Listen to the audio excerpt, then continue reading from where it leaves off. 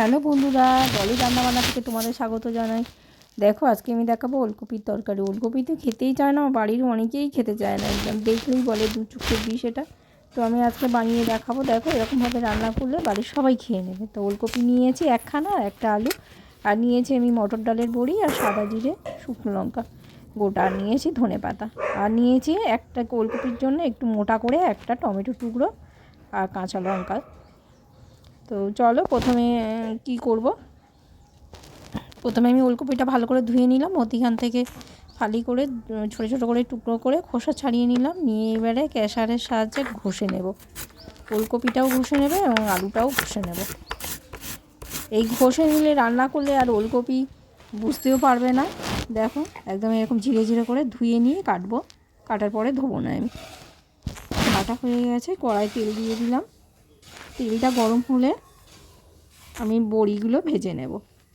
তো ধোঁয়া উঠছে, বড়িগুলো দিয়ে দিলাম। বড়িগুলো হালকা করে ভেজে তুলে নিচ্ছে।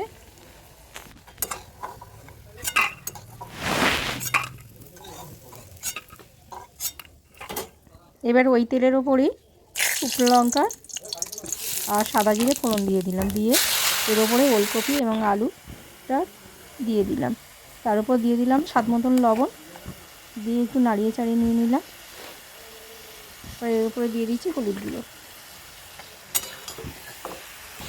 দিয়ে নাড়িয়ে চালিয়ে নেবো। এই রান্নাতে খুব সামান্য জল দেবো, যেহেতু এটা মিহি করে কোরানো, এর মধ্যে থেকে জল বেরোবে। এইবারে দিয়ে দিচ্ছি জিরের গুঁড়ো ওপর থেকে।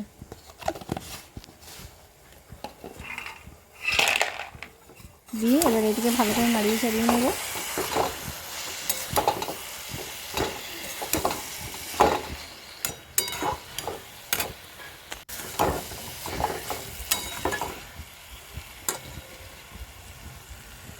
এইবারে দিয়ে দিচ্ছি সামান্য জল, দিয়ে ঢাকনা দিয়ে দেবো। ফুটে ওঠা পর্যন্ত আমি অপেক্ষা করছি। তারপর ঢাকনা খুলে দিলাম। তরকারিটা ফুটে গেছে। এর উপরে দিয়ে দিচ্ছি ভাজা বড়িগুলো, কাঁচা লঙ্কা আর টমেটো কুচিটা দিয়ে বড়িগুলো আমি একটু খুন্তির সাহায্যে জলের মধ্যে ঢুকিয়ে দেওয়ার চেষ্টা করলাম, যাতে এটা ফুটে যায়। এবার ঢাকনা দিয়ে দিলাম। প্রায় 4 মিনিট মতন অপেক্ষা করবো। 4 মিনিট পরে ঢাকনা খুললাম। পুরো জলটা শুকনো হয়ে গেছে, মাখা মাখা হয়ে গেছে। আমি এটাকে এবার নাড়িয়ে চাড়িয়ে নেব। তলায় একটু হালকা ধরে ধরে গিয়েছিল। দেখো বড়িগুলো টুটে বেশ বড় বড় হয়ে গেছে। এবার এটাকে একটু ভালো করে নাড়িয়ে চাড়িয়ে নেব। নিয়ে এবার এর উপরে দিয়ে দিলাম সামান্য চিনি, যেহেতু এটা একদম নিরামিষ রান্না হচ্ছে, একটু মিষ্টি মিষ্টি হলেই ভালো লাগে। দিয়ে দিলাম ধনেপাতা কুচি, একটু গরম মশলা দেবো, আর নামানোর সময় একটু ঘুরিয়ে দিয়ে নামিয়ে নেব। আবারও ধনেপাতা দিয়ে একটু নাড়িয়ে চাড়িয়ে নিলাম। এবারে দিয়ে দিচ্ছি ঘি, ওপর থেকে ঘি ছড়িয়ে দিলাম।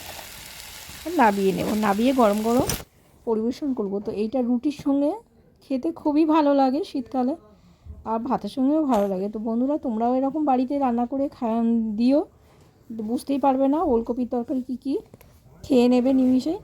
তো আজকের আমার এই রান্নার ভিডিও এই পর্যন্ত। আবার দেখা হবে পরবর্তী একটা সাধারণ ভিডিও নিয়ে। ততদিনে তোমরা সুস্থ থাকো।